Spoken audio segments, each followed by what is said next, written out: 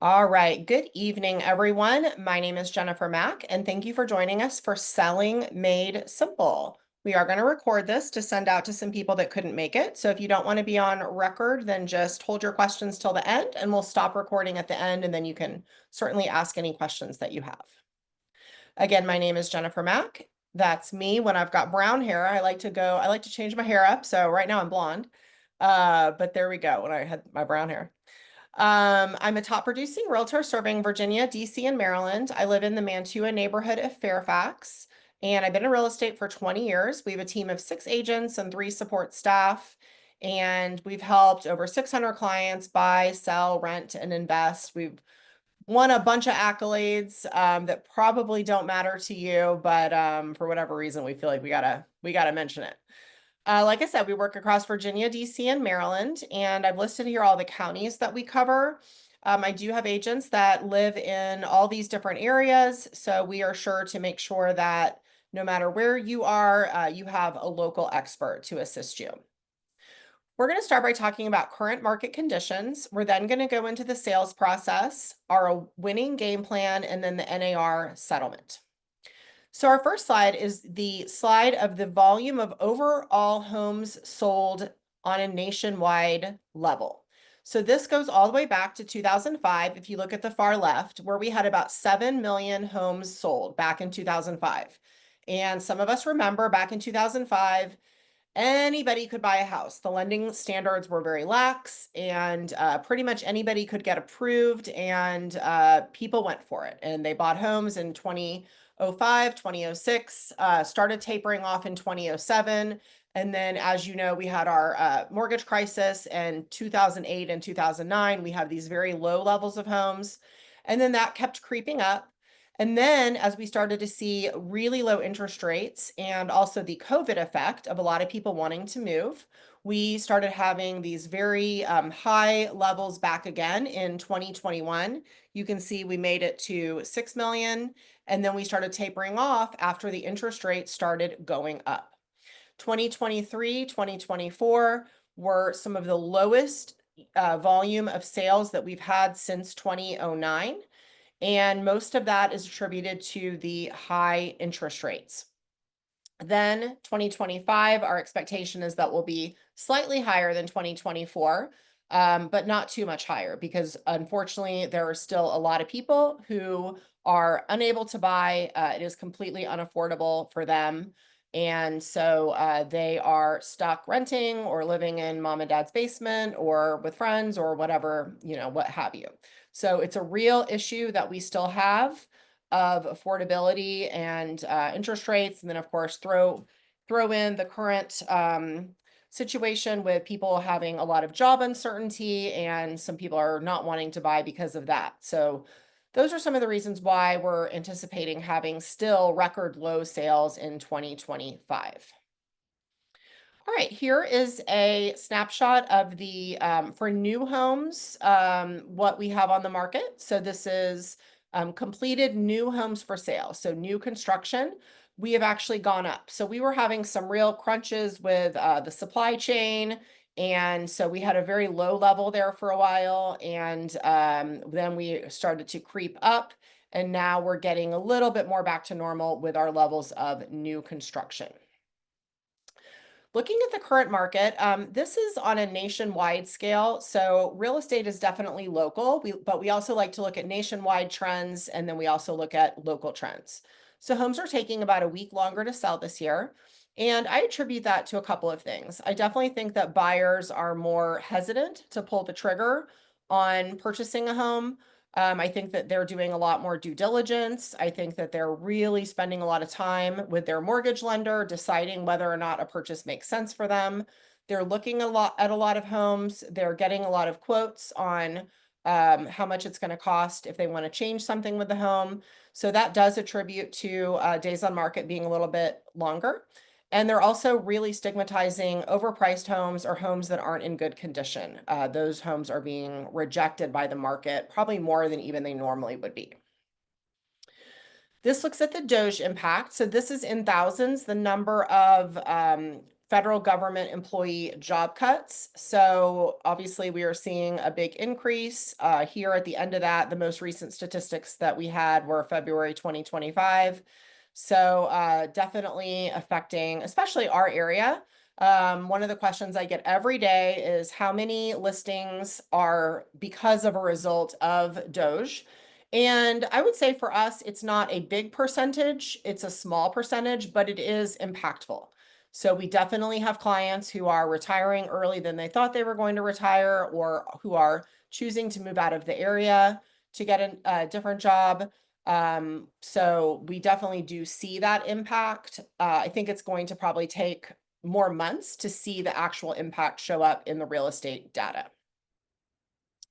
All right, so looking at the federal rate cuts. So a lot of people talk about the Fed cutting rates, and is that going to impact our interest rates? So the Fed rate cuts are in blue on this chart, and the mortgage rates are in red. So typically what we see is a reduction in the federal funds rate brings about a reduction in the mortgage interest rate. Although lately we are not seeing that. So you can see that those interest rates have remained stubbornly high, up around 7%. And honestly, if I was to predict, I don't think that they're going to go down, maybe down to 6.5, something like that. But I do not see a substantial decrease in interest rates coming, unfortunately.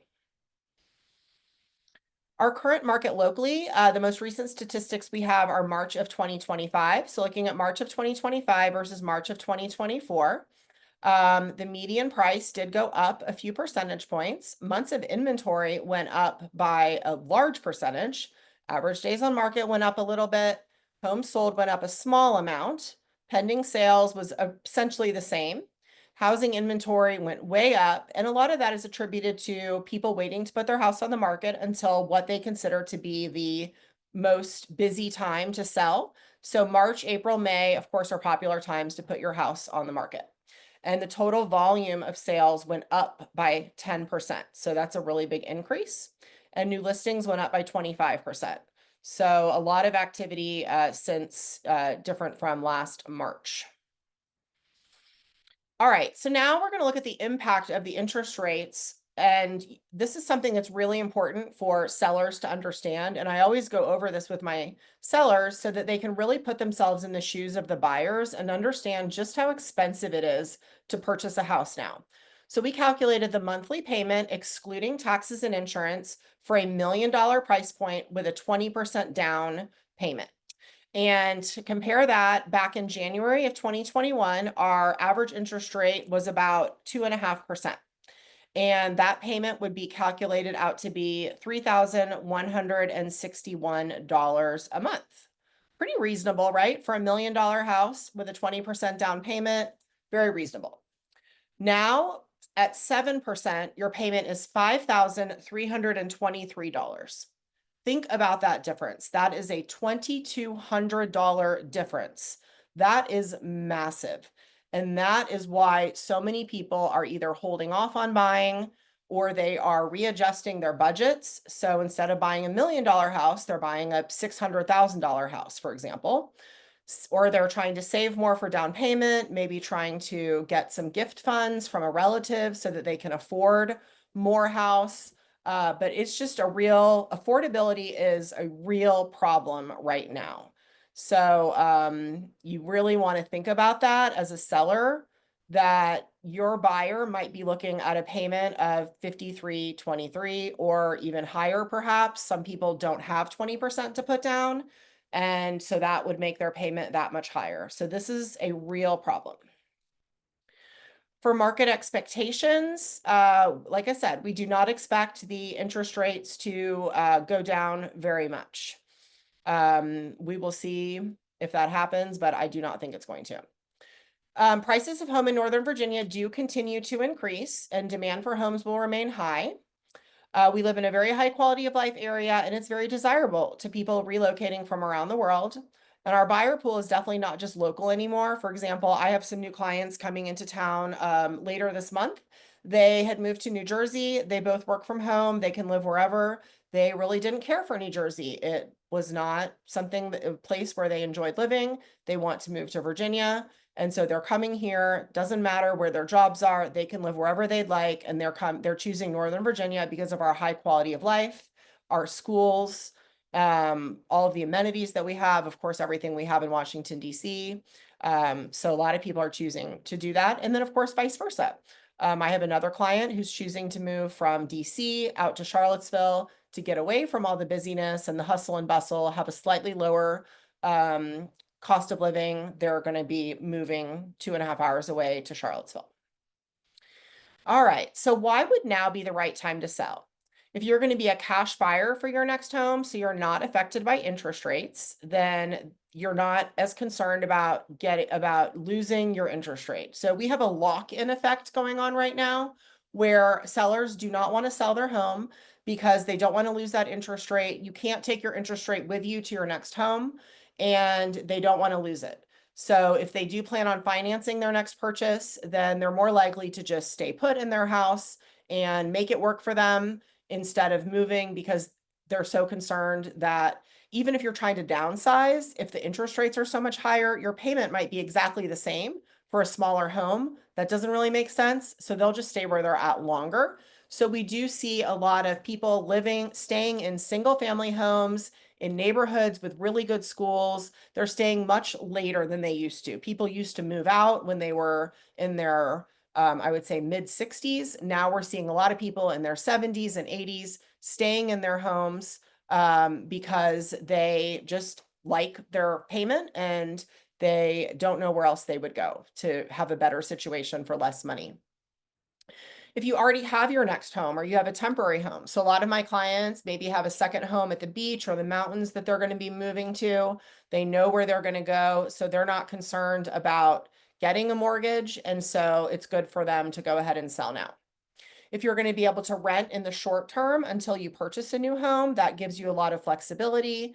We have some clients now who are choosing to do that. They're going to find a flexible short-term rental until it's time to purchase so that they can have a little bit more flexibility. If you're a move down buyer and you're looking to downsize, especially if you're not getting a mortgage, you're moving out of the area in the spring, summer, and you want to capitalize on that current market that we have. Now may not be the right time to sell if you're a move-up buyer, unless you have cash to use towards your purchase. So if you do plan on financing a big percentage of your purchase, you're a move-up buyer, then a lot of those people are hesitant about whether this is the right time. If you have a low down payment, you'll be financing the bulk of the cost of the home.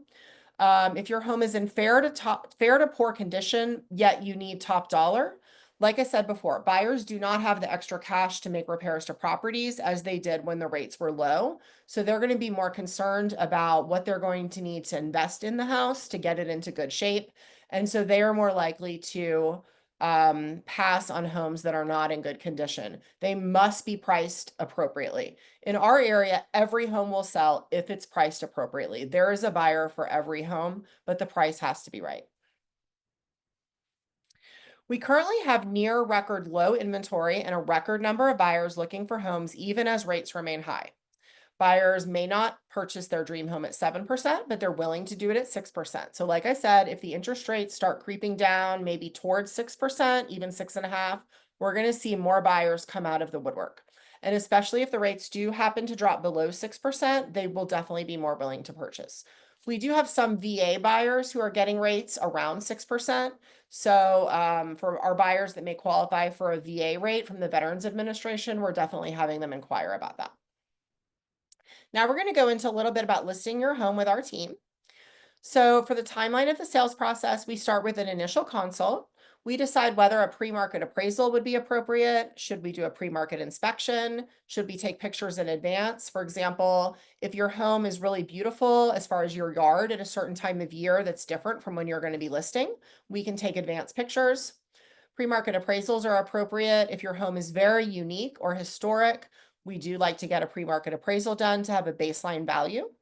And whether a pre-market home inspection is advisable or not totally depends on your circumstances. So we have that conversation as well.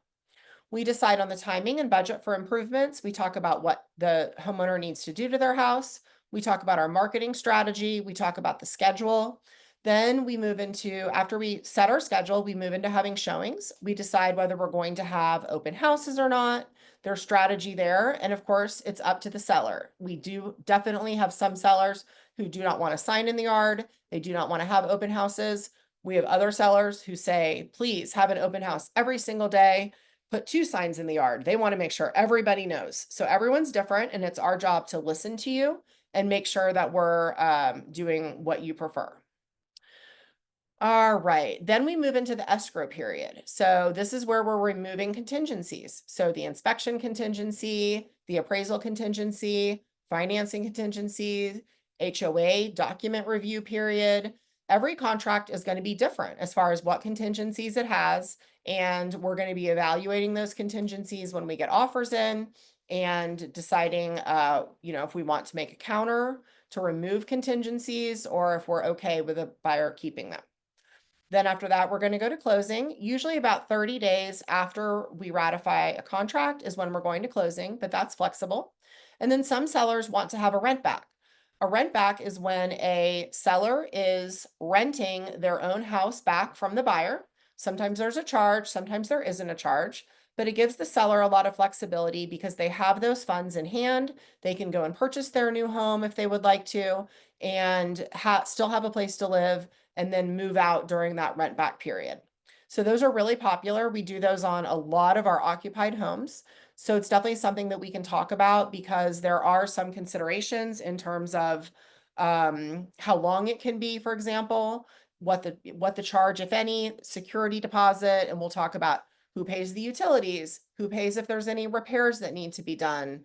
Is the buyer allowed to access the home at all during that time? We can talk about all of those things if you're interested in getting a rent back.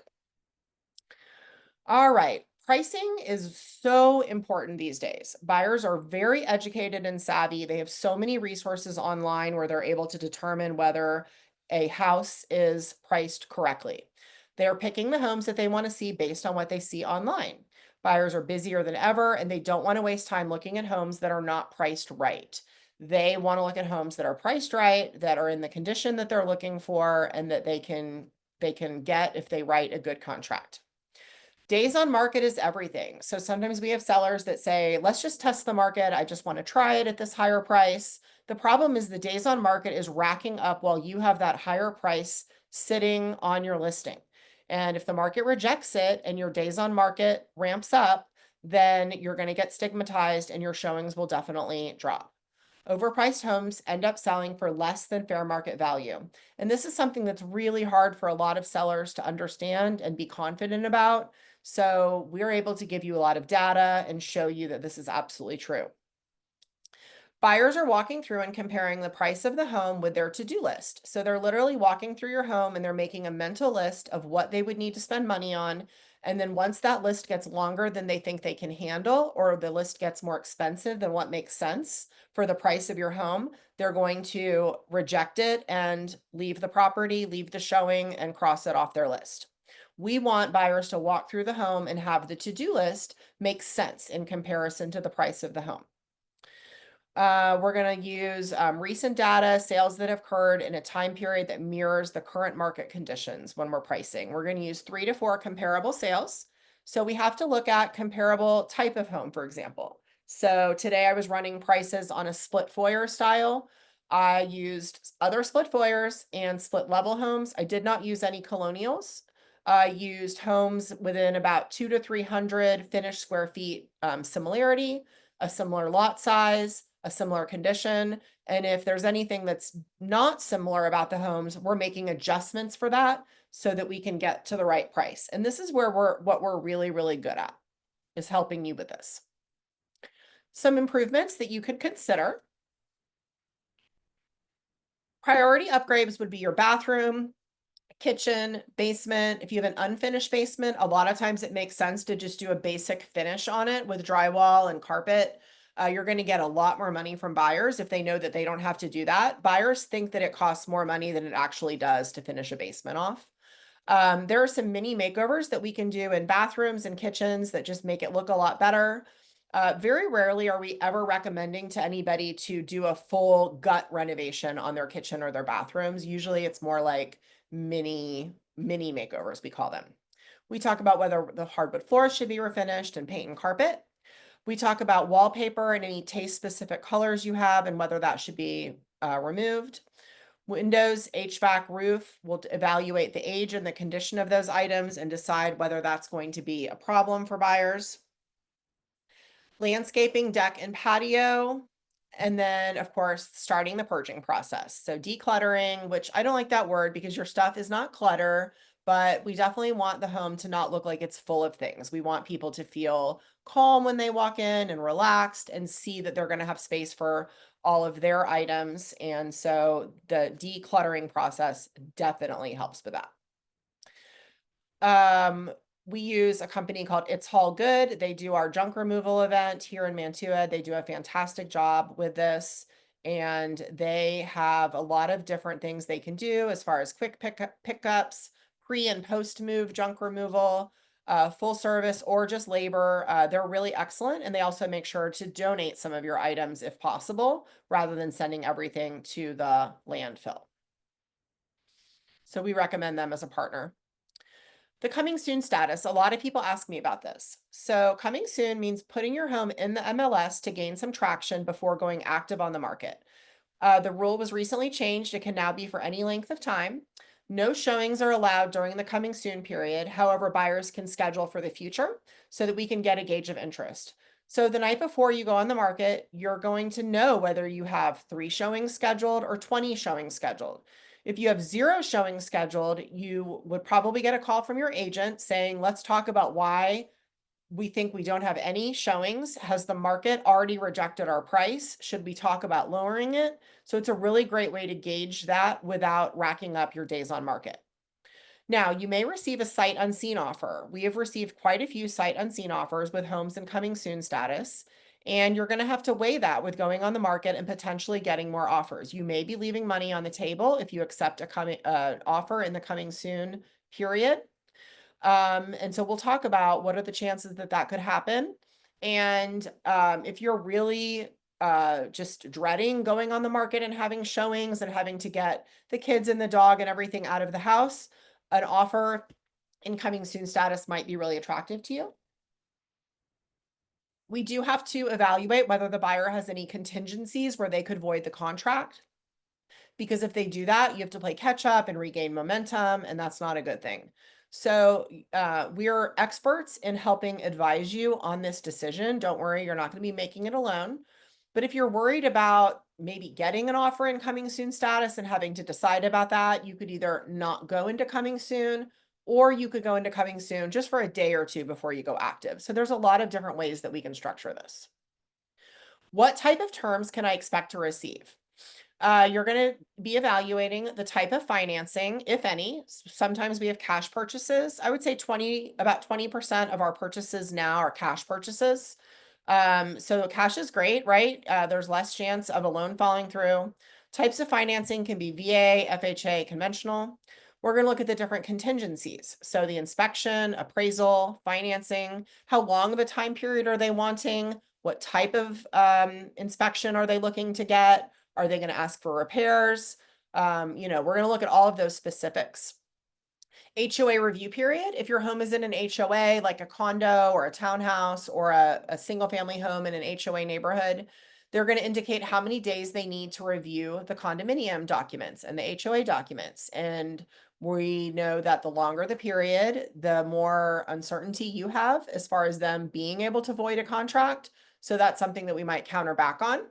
I have a listing right now that we just put under contract today, and I sent the HOA documents out to all of the prospective buyers in advance so that they could review them and then feel very comfortable waiving their HOA review period.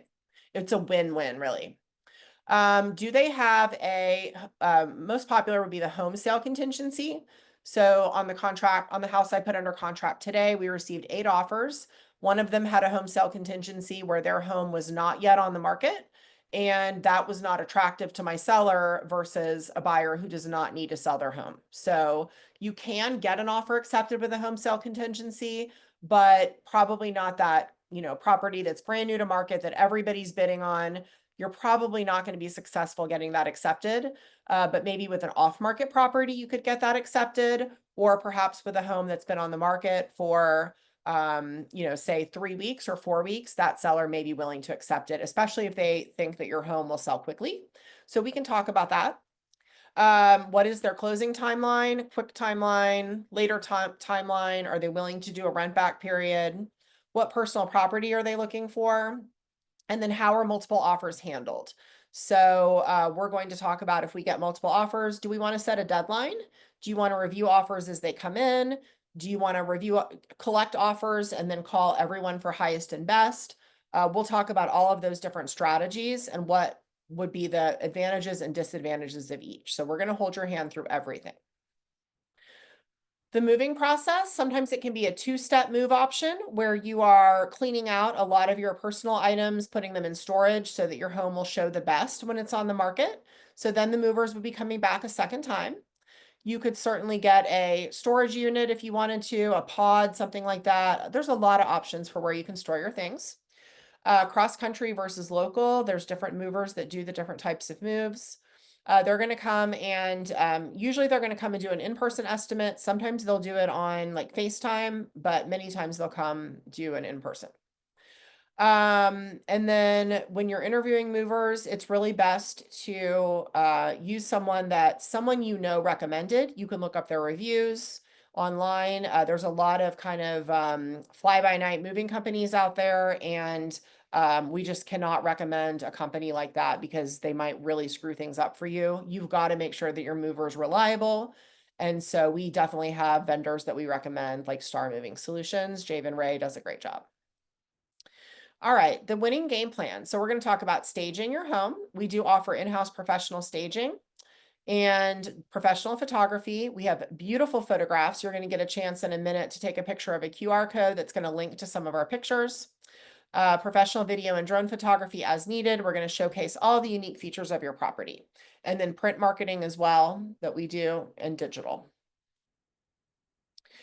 This is a video that I did of Mantua. So we do property videos to highlight where you live. Mantua. I'm not going to play that, but if you'd like it, I'd be happy to send you a copy of it. The winning game plan. So we do reverse prospecting. This is really proactive outreach to agents with matching buyer preferences. So in other words, we can find out what agents have a search set up for a buyer that matches what your house is like. And then we proactively reach out to those agents and make sure that they know about your home so that they can show their buyers. So we might send text messages, call the agents, we send them an email, we tag them on our Facebook posts. So I'm Facebook friends with like 3,000 agents. So when I promote your listing, I'll go in and tag all the agents who have a buyer for your home. So I'm just literally making sure that there's no way they don't know about your listing. And this is really, really important. It helps to generate a lot of interest and leads. We do a lot of email marketing, and then we make a custom property website for you, which really helps to bring in leads. This is a home that we recently got under contract last weekend. This was one of Aaron's listings. And if you take a picture of the QR code, you'll be able to link to all of the photographs that we have. This listing was really popular. I think we received 4 offers, all with escalation clauses. It was very, very busy. And our seller is really happy with the result and has moved off south. All right, staging a home to sell. So some of these pictures will show you the kind of results that we get from staging. So the pictures on top are the before pictures, and on the bottom are the after pictures. So you can see how in the first picture of the dining room, we recommended to take down the heavy curtains. We took most of the items off the wall. We painted a lighter color. We had them remove the big bulky furniture. And again, it just made this very light, bright, airy, modern feeling home. And that's what buyers are looking for. On the right, we had them remove that large chest. We repurposed their couch to just make it look more modern. Again, removed the drapes, and it just looks like a completely different room. We had a wonderful result with this house, and the seller was very resistant to some of the changes that we were making, but in the end, they completely admitted what a huge difference it made, and they were so grateful that we were willing to be honest with them and have a candid conversation about some of the things that they needed to do to make a change. because they definitely realized the impact of those additional funds, that they got the additional funds from the offers. Another before and after, we painted that fireplace on the left a lighter color. And then on the right, that living room, just, it looked so pretty when it was staged. And all of these homes had a wonderful result with their offers. Here's some more. So on the left, that seller was using their dining room as an office. We changed it back into a dining room. And then on the right, I mean, that just looks like a completely different house. So we changed out the curtains, took out the heavy dark furniture. Again, light, bright, and airy is the key. This house was listed with two different agents before us. The first agent had it on for 36 days. The second agent had it on for 83 days. And we were 4 days on the market. We had 27 showings with agents and 62 groups through 2 open houses and incredible offers for our seller. We have a proven sales process that generates results. We usually go on the market on a Thursday. We have showings Thursday, Friday, Saturday, Sunday, and then we are reviewing offers on Monday. That's the typical way that we do things. And our current list price to sales price ratio is 101.43%. A lot of sellers, of course, are curious about the cost of selling. So there's no upfront fees. Now the HOA and condo packages, you do have to pay for those upfront, but it's about $250 to $350.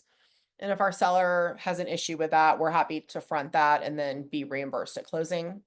Commissions are completely negotiable, and we're going to talk a little bit more later about the NAR settlement so that you understand how that works.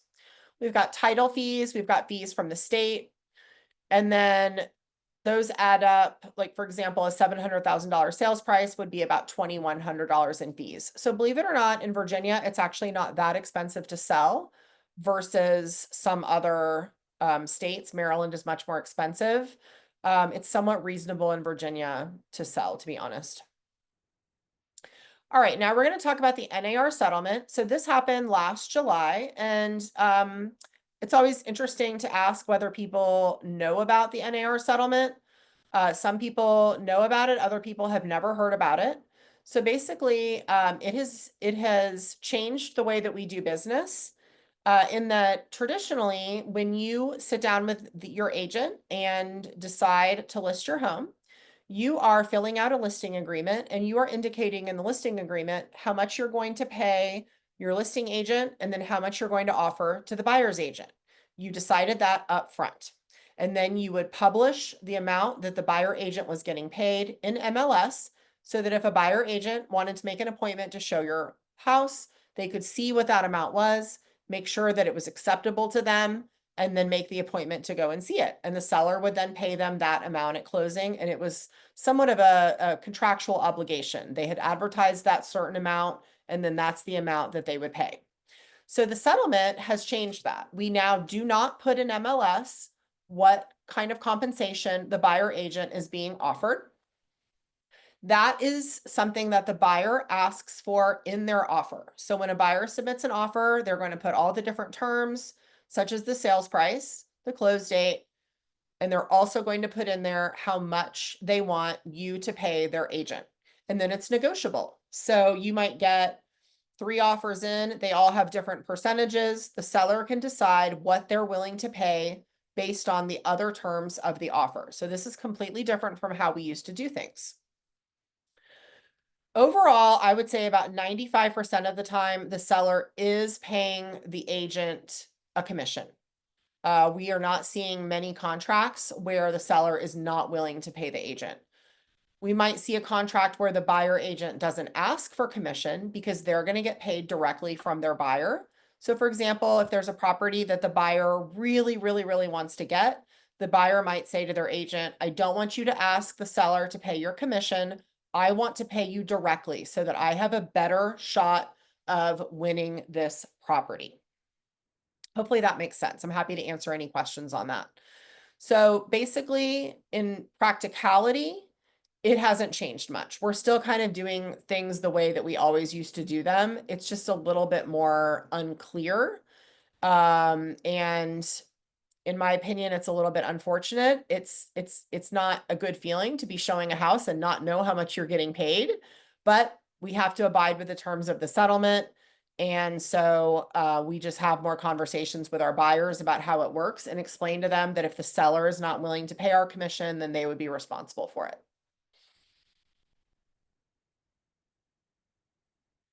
All right, financing a home. So we have a lot of mortgage lenders that we recommend if you're looking to buy as well as sell. It is possible to sell and buy at the same time. You can do that through a bridge loan, a home equity loan, a cash out refi, or pay cash. So we have a lot of different options that we can talk to you about if you're trying to sell and buy at the same time. So for example, if you're worried about finding your next house that you're happy with, you could go ahead and buy it and then get a bridge loan to cover your down payment on your purchase. And then you're going to pay off that bridge loan once you sell your house. So that's just one example of how you can work out the financing to be able to buy before you sell. But we can give you all of the options and definitely put you in touch with a great mortgage lender if you're want to know what your options are there. We do know agents in almost every market around the country. So if you're not located in the DMV, please reach out. We'll connect you with an agent who we know and trust. And we partner with agents who have similar selling strategies to ours to make sure that you have a consistent experience. You already know you like us. We're going to try to find somebody who's similar to us to help you. It is never too early to start planning. I got a call today from a lady who wants to sell in a year, but she wants me to go ahead and come over, make suggestions to her on where she would get the most bang for her buck if she does put money into changing something in her house. And the reason why it's good to call us early is because it's really sad when we go to someone's house and they've already chosen to make certain changes. And then we have to break the news to them that those changes are probably not going to give them any ROI. We don't like to tell you that. We would rather go in beforehand and then make recommendations to you where you're really going to get a lot back from that. So we really look forward to serving you. And we can stop the recording.